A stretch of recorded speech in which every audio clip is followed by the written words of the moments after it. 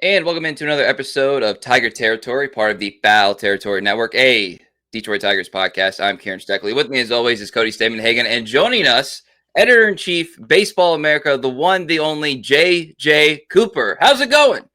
It is good. We're getting to talk prospects. That's always a good day. But that's every day for me, to be honest. But it's a good day. And we're talking about them at a time of the year where it doesn't seem that far away now, which is nice. We've been talking about it. We've been thinking about prospects at Baseball America all off season, but the off season seems really short now as we're talking about, spring training games not that far away, college baseball not that far away, or started here for D2 and all. So very fun time to be at BA. But yeah, thank you for taking some time to join us. If you're watching on YouTube, you can see our promotion below. But if you scan the QR code and use the promo code Tiger30, you can get 30% off the first year of any annual Baseball America subscription. So there is our plug for that. You can unlock some of that content, including the annual prospect rankings. The Tigers fared quite well, I think, in this year's ranking, and it's been a pretty Best ever. distinct change. Best ever. All right, there you go.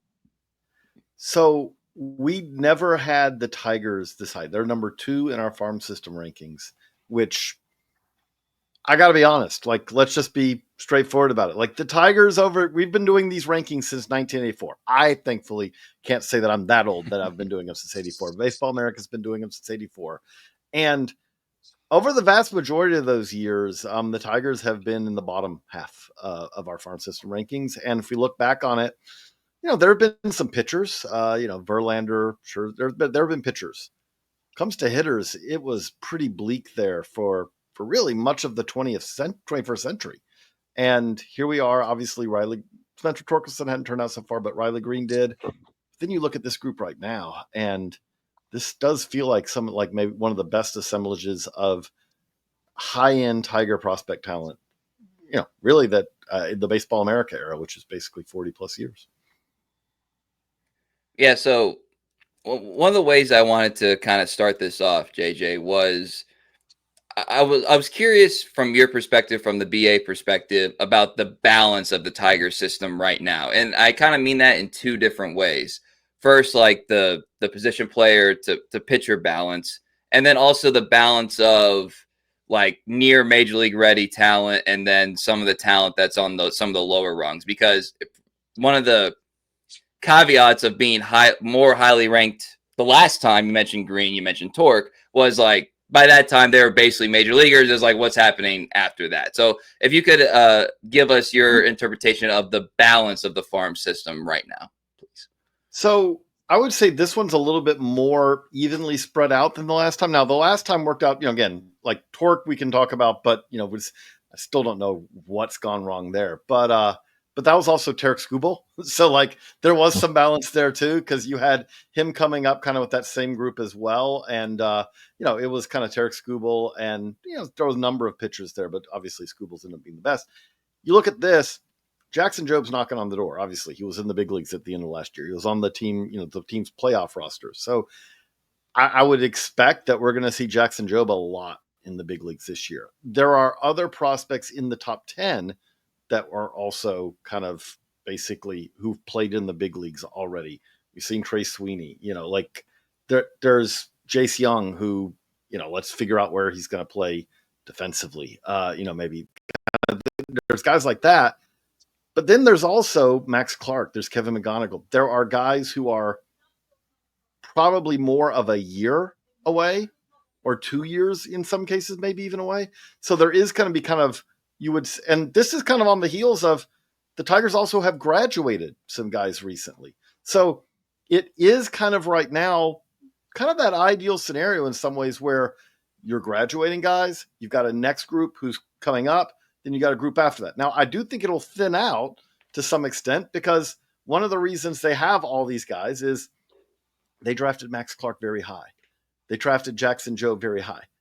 Made the playoffs last year. They're probably, if things go the way the Tigers want and expect them to go, they will not be drafting nearly that high anytime going forward for a while.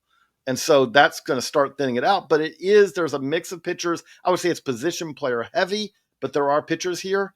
And then on top of that, I would say there are knocking on the door guys mixed in with some guys who, are a year or two away, which is, again, a nice play. And more catchers than I can ever remember the Tigers having.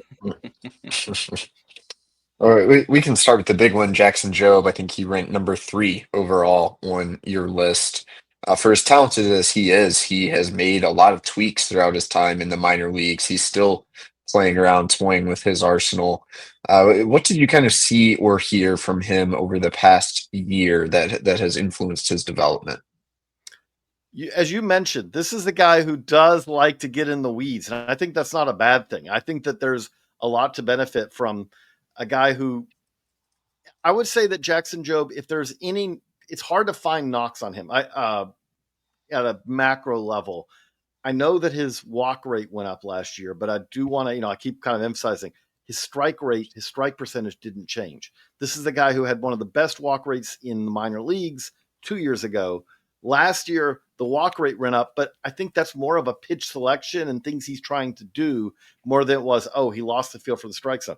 His strike percentage was one of the best in the minor leagues last year. It was like 67, 68%. You don't see guys throwing that many strikes. In his case, sequencing could probably get a little better, but again, I think he does at times in the minors. I don't want to say he gets bored, but I do think there's times where he's like, I'm going to try to do this. And maybe like he's not just rearing back where he gets fastball strike 1, fastball strike 2, and then says, okay, now I'm going to try the secondaries when, okay, in reality, that guy's not going to catch up to his fastball. It could be fastball strike 3. He's trying to work. He's thinking about the long term. He has obviously multiple secondaries. He has multiple effective secondaries. I do think at times, though, like when I talk to scouts about him, they would say like at times maybe he got beat on his third or his fourth best pitch for a hit, not usually for a homer, but for a hit in the minors where it's like, why is he throwing that? But I think that that's kind of for him part of the bigger picture of he's not trying to win an ERA title in Erie. He's trying to be big league ready. And, like you saw him in the majors last year, obviously different role, but this is a guy who stuff wise matches up quite favorably with pretty much anyone in the minors or majors. And then you do kind of throw in that it does have control, it does have command, does have some feel to pitch, does have multiple pitches, does have multiple ways of attacking hitters. It's kind of exciting if he can stay healthy to think of what this guy could look like 26, 27, 28 years old, which is still quite a ways away. Like, again, they're very different pitchers, but it's hard not to think of like when Tarek Skubal came up, the report on Skubal, who obviously draft pedigree wise was very different. But by the time Skubal reached the majors, when you talked about pure stuff, his pure stuff was as good as almost anyone in the minors. And it was like, okay, now let's see him work it out, sort this out in the majors. And once he did, we saw last year, like what that can be. I'm not saying that Jackson Jobe's going to have a Cy Young award in his future, but at the same time, it's not crazy at all to think he could because that's the kind of stuff he has.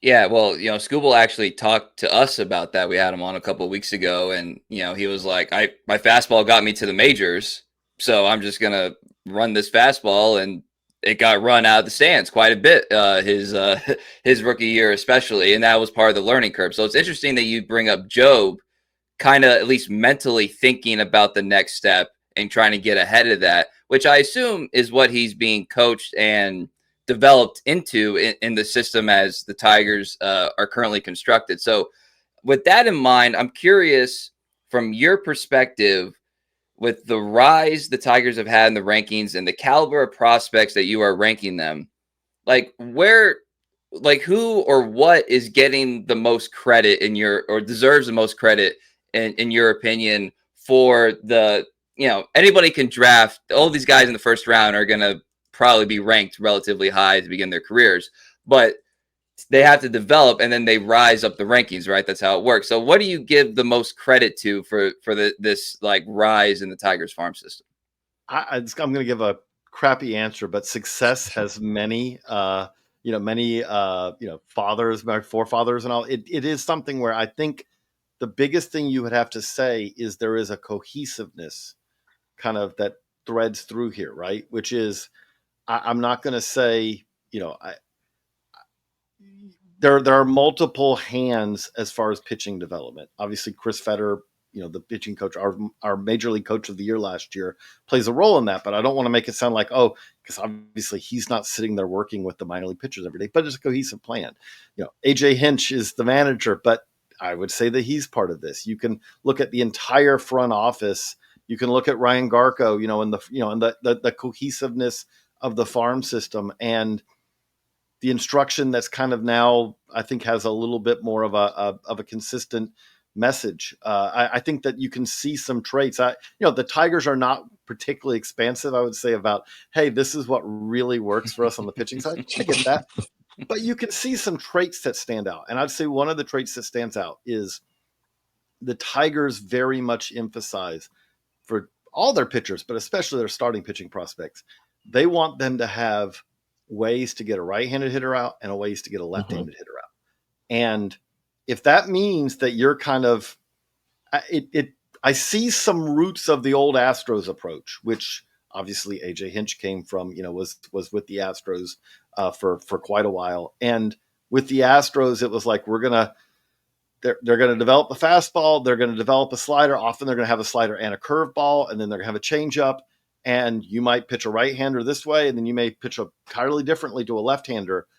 But the thing about it is by it didn't mean that every one of those pitchers mastered every one of those pitches, but by asking kind of all of them at an earlier age to try to master all of them, you kind of figure out where they are. Like, some guys, again, we talk about now, when I talk to coaches, you hear a lot about supinators, pronators. There are pitchers who just the way the ball comes out of their hand, the way their arm works is going to, if you're a pronator, you're probably going to have a different change up than the guy who's a supinator. So, if you're, let me try to get in this right. If your hand comes out this way versus this way more comfortably, that's going to affect how you pitch. But by asking all these starters to do multiple things from an early part of their pro career, you open up avenues that maybe they had never seen before, maybe hadn't realized before. But the other part I would say about that is it opens up avenues where a guy who was maybe, like a four-seam, curveball guy may find that the slider really unlocks something for him. And you see that with the Tigers. Like, you see that. I think that with the Tigers, one of the things that you have to give them credit for is, okay, when a Tarek Skubal, who is a scouting success story, is a player development success story, is a personal development success story, every bit of this, right? He was not a first-round pick, and he ends up being a Cy Young winner. That's a giant success story for this organization. But to go kind of beyond that, there are a lot of pitchers who've had success for the Tigers at the big league level who were, kind of like almost found talent at some point in their career. And we're seeing not just relievers. You see a lot of, there are a lot of relievers in the major leagues who were cast off at some point in their career, but you're seeing like starters, or you're seeing like a Cater Montero last year who, I've been talking to guys about Montero for years who are like, oh, this guy's going to be a good reliever in the big leagues. But when you say, well, what about starter? And it's like, no, he's not going to be a starter. They figured out a way. Now, when you talk about the creativity of that, they didn't ask these guys, after they traded away Flaherty and said like, hey, we're both in it, but we're also acquiring talent to help bulk up the farm system for the future. They didn't say to these guys, okay, so these are the guys who are going to ask to get 24 outs a night going forward. It was like, how can we position this pitcher to get 12, 15, 16, 17 outs for us? But how can we set him up where we're going to get him against the parts of the lineup where he can do that more capably than if we put him against this part of the lineup? We don't want him turning over that part of the lineup twice, but we do want him turning over this part of the lineup twice. Again, doing a lot of kind of really granular, in-depth stuff of looking at how you can set pitchers up for success. That's something, again, you're seeing that at the major league level, but I would say, if you go beyond the major league level, when you go to some of the guys like the Brant Herders and of all of the world, that have done that and are doing that. And it's like, okay, the Tigers are really helping set up guys to have success, not just say, okay, go out there and throw. That's not boring at all, JJ. That was fascinating. That got my mind going a million different directions. Just thinking of the seeds that the Tigers have laid at the minor league level. A lot of them you just laid out, and how we've already seen them play in the major leagues. The Tigers bullpen is full of like platoon neutral pitchers. Makes them very difficult to match up against. We've A lot of seen whom started in the minors. a lot of them who started in the minors, a lot of them whom were not heralded draft picks. We've seen the Tigers help a few guys add splitters. Ty Madden comes to mind, typically a platoon neutral pitch. So there's a lot of thought that's going into all of this about matchups. And let's just look at Herder for a second, right? If you said in a different world, in an older world, probably Herder would probably end up as a lefty relief specialist, right? Where it'd be like, this guy can get lefties out. Okay, that's good enough. Cool. We don't want him to face right-handed hitters, but they helped get him to a point where right-handed hitter steps in the box, which, by the way, nowadays you're not going to have a choice, really. Like 3-batter minimums and all. There is no such thing as the lefty who just gets to face lefties. But he's a guy who has a plan. Like, I love how he can kind of backdoor right-handed hitters, and he does have ways to attack. It's not like, okay, well, there's not a lefty up, I'm in trouble. They've worked with him to make it where it works out for him. And that's why, like, there's guys on this list, like, okay, I could put a Jaden Ham. 10's always a tough one because 10's you're a top 10 prospect versus 11. Herder's our number 10 prospect. Ham's our 11. And I can see the argument. Ham's a much more exciting prospect in some ways. But I did want, at the end of the day, like, what Herder's doing and already has done in the big league level is really valuable. And he's already shown he can do it. And I think Ham could end up being better, but he's a good bit further away.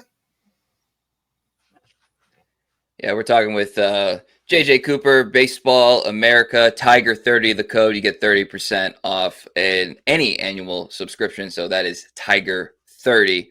We're a little bit more than 15 minutes into this, and we have done a little bit of a disservice. We haven't talked really about Max Clark yet, the most visible of Tigers prospects, if not arguably the best. I know he's not ranked that way, but maybe he will one day. This year, as soon as Jobe graduates. Yeah. So when you read about Max and then you see like the highlights, the tools are the ones, the obvious tools are obvious. That's a weird way to phrase it, but like the speed, the glove, the contact, like it all plays out pretty quickly. If there's something that I don't want to say knock, that might be too strong of a word, but that people say, well, he's not quite there yet, it's power. So I'm wondering, in your opinion, kind of what do you kind of see Max Clark's ceiling as? A little bit of a polarizing pick at the time because Wyatt Langford was right there. Like, what is Max Clark's ceiling, and do you think he can develop, a power tool that will get him, to maybe another tier eventually?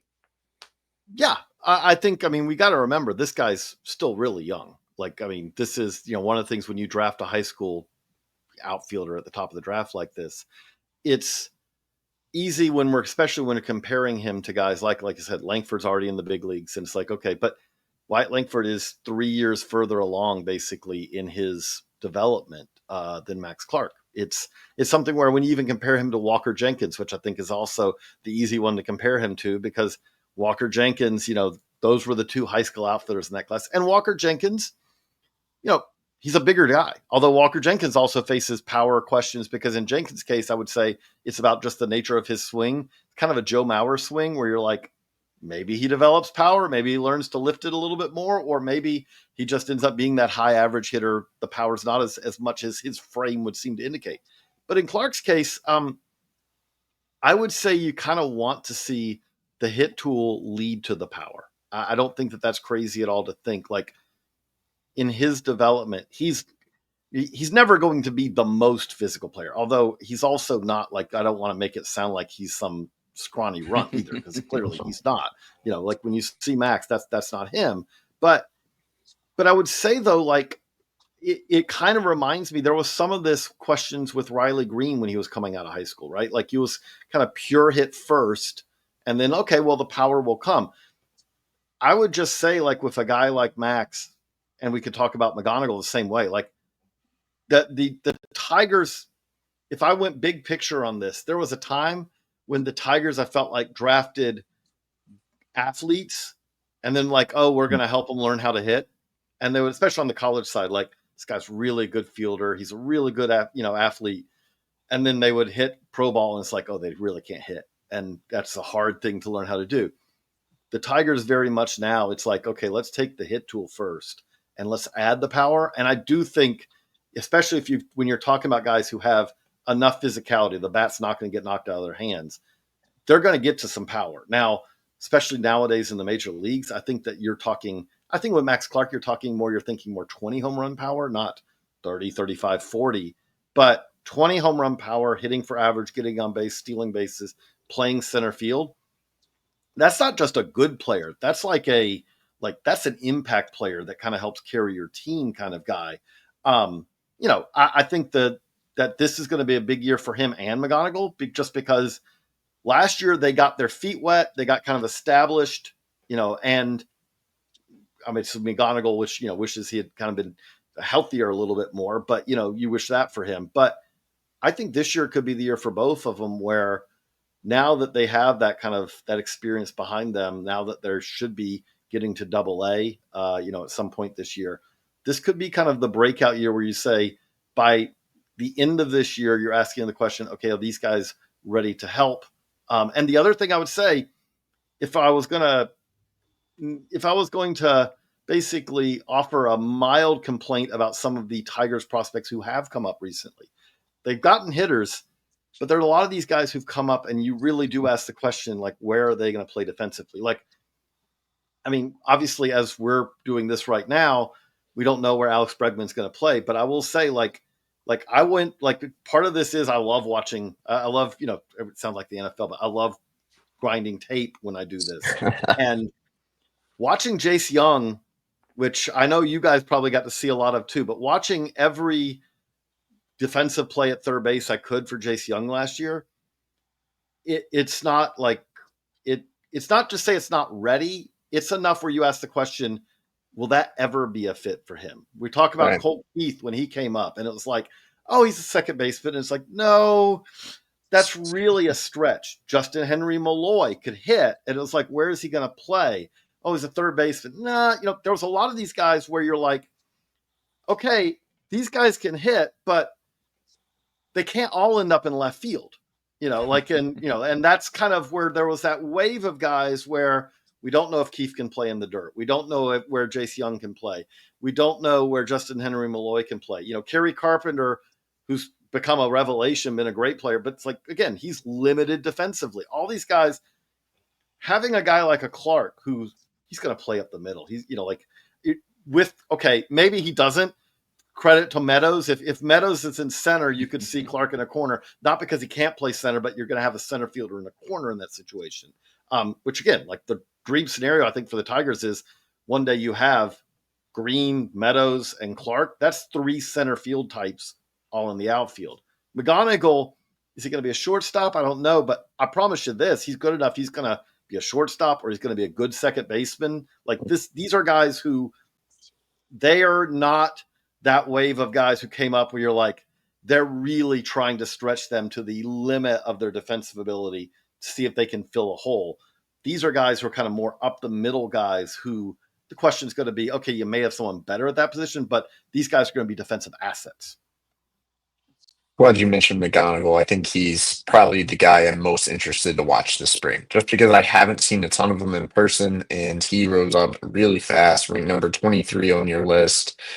Interested to see how he looks at shortstop. Also interested to see more of this bat for myself. What do you think the Tigers saw in him? This is again, good scouting by them and good development, because McGonigle was a guy who I know I got to give Ben Badler on our staff credit. He'd seen him a lot and really was a believer in him. But I would say, like, pretty quickly it became clear, like, okay, this is not they got Max Clark and then they got Kevin McGonigle. This is they got Max Clark and Kevin McGonigle. And when you, like, Kieran, when you said like that, okay, Max Clark could be their number 1 before long, The one other thing I should note on that, like these guys are really close together, and it is not hard to find scouts, evaluators, for teams who are like, if you said, who do you like better, Clark or McGonigle, who say McGonigle? Like, it's not unanimous, obviously. We have Clark ahead of McGonigle, but it's something where there's a very interesting question there. Both of these guys look like who they could have impact bats.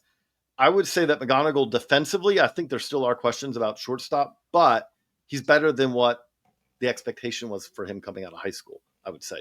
Like, as a hitter, there was guys who really liked him as a hitter coming out of high school, but I would say he's been better than, that. And the thing that's interesting, again, like looking at this forward, when I keep kind of segueing us to the next guy, and accidentally, but when you talk about a Bryce Rainer, like on this too, again, probably the Tigers hope the last time that they get to pick at the top of the draft of a guy of that talent for a while. It does kind of line up like, okay, so in an ideal world for them, they had these, we just talked about, these bats who kind of gravity moves them to the corners, right? They're corner outfielders or they're corner infielders who are pushed defensively at those positions. And then what they did after that, if we talk about kind of this progression, they've now kind of emphasized up the middle. Like the guys that they have, Clark's a center fielder, again, could move to a corner. McGonigle's a shortstop or a second baseman. Bryce Rainer's a shortstop. Then we could get to all the catchers that they have. It's all up the middle guys, which really does fit pretty well for an organization that kind of has, when you talk about Carpenter, when you talk about Riley Green, when you talk, okay, maybe it's not Torque, but when you talk about Colt Keith, when you talk about these guys who kind of have moved to down the defensive spectrum, they now have these guys who are kind of plugging in who could fit in the middle of the defensive spectrum, which kind of increases athleticism and increases your defense down the road.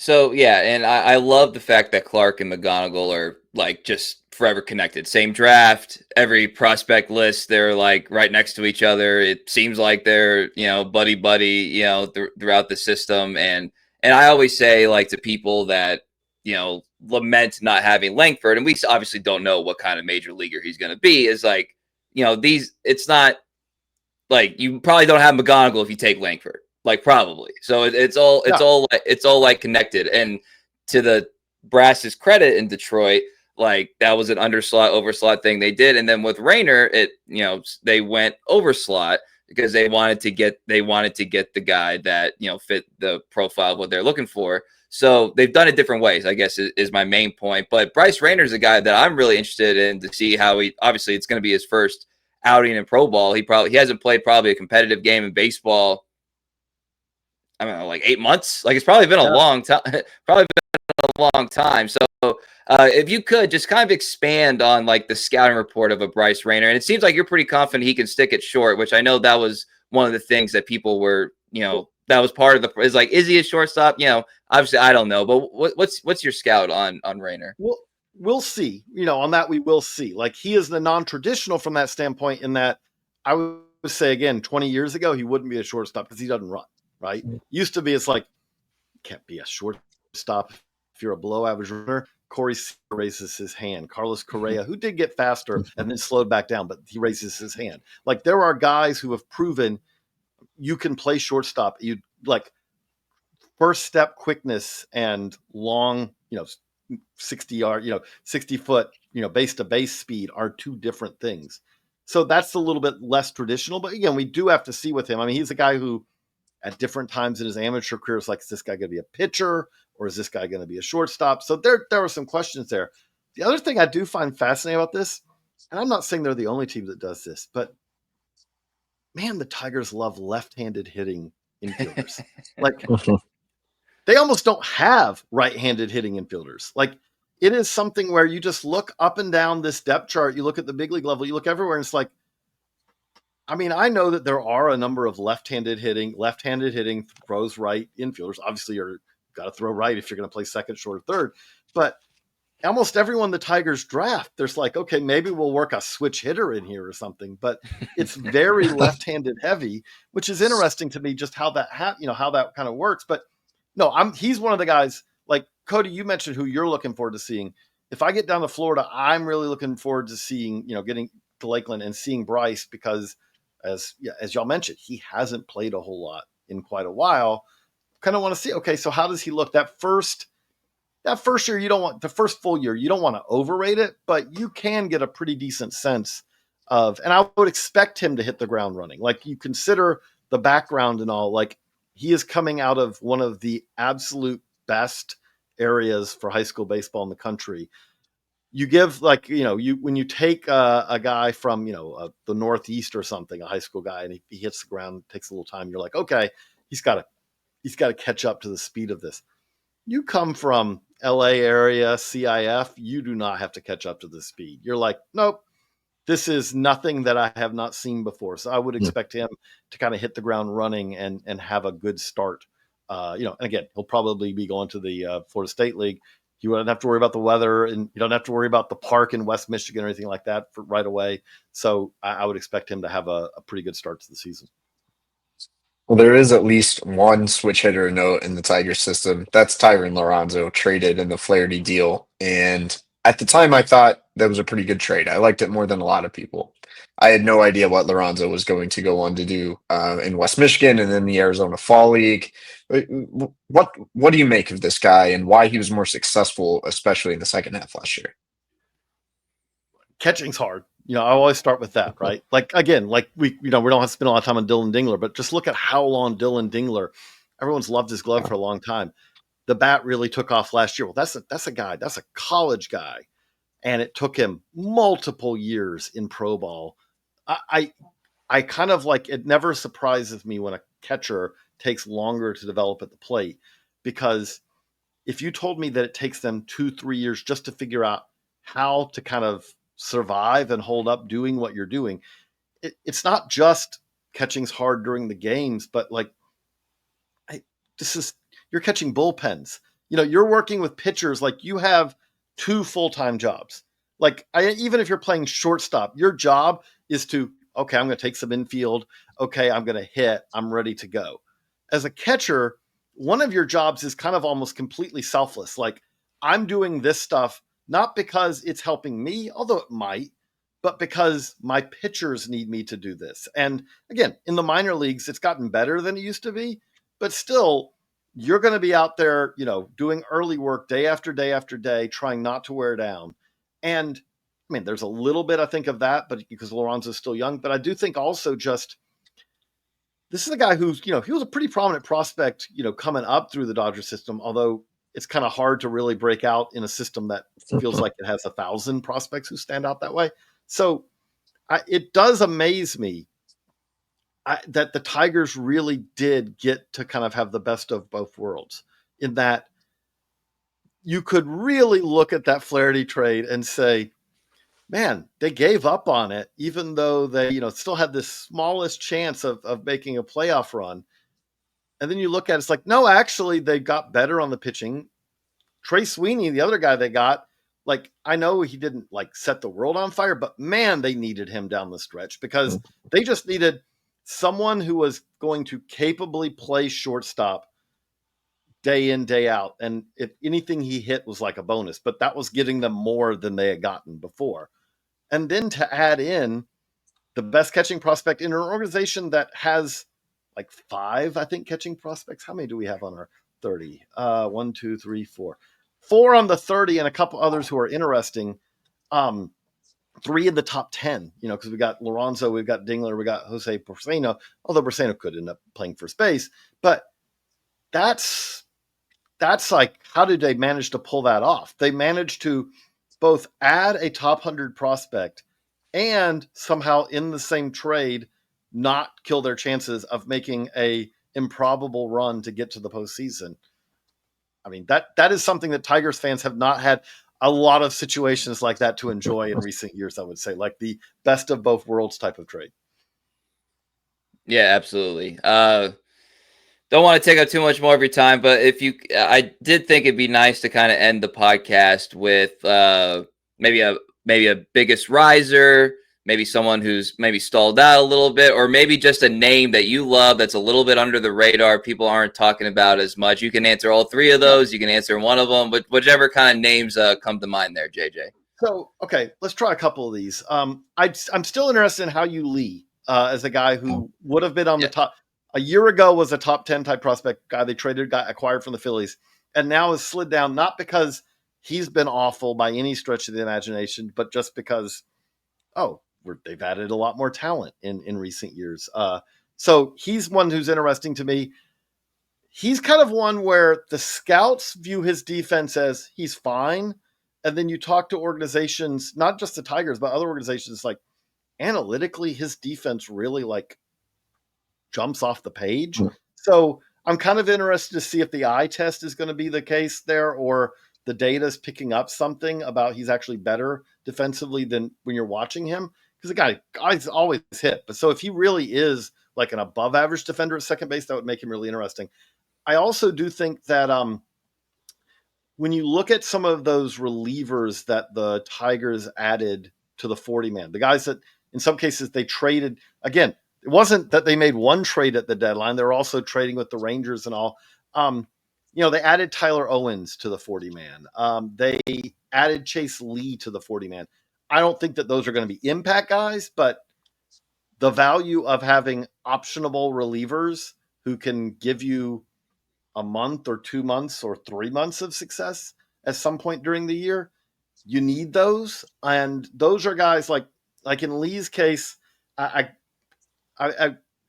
can't help but root for a side armor who was on a club team in college and then basically pitched his way into a school record for ERA at Alabama, right? Like, how do you not root for a guy like that when you literally have a guy who's like, nope, there's no job for me here.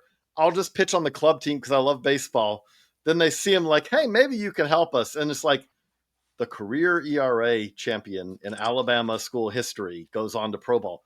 That's amazing. I love guys like that. And so if you told me that he figured out a way, like it's hard for me to say that he has no hope of figuring out a way to get big league hitters out when he had to figure out a way at first to go, how can I get my way onto the varsity roster? Because, I'm pitching, probably at a high school field for a club team and didn't give up on his dream. Like guys like that, I just kind of love. That's good. Writing that one down for one of about a million He's a good sporty writer. ideas to dive into and here in spring training. No, thank you so much, You got to JJ. ask him. His nickname's the Viper because he's a sidearmer. I did see that. Yeah, that's awesome. Which he doesn't look like Viper. I got to be honest. When you picture Viper, Chase Lee is not one who strikes me as like if you said one of these guys is Viper, you would not pick him out. You would, there are other guys that you might be like, oh, it's got to be that menacing dude with the, the Fu Manchu over there or something. No, No. Viper. Oh, great stuff. Great stuff. JJ, thank you. And another reminder, Tiger 30 is the code if you want 30% off any annual subscription to Baseball America. You can follow us on social media and JJ on social media for all the great work at Baseball America. Thank you for partnering with us here at Foul Territory and for joining us to talk some exciting times in the farmland of the Detroit Tigers. So for Kieran Steckley, Cody Stavenhagen, and JJ Cooper, everybody have a great day.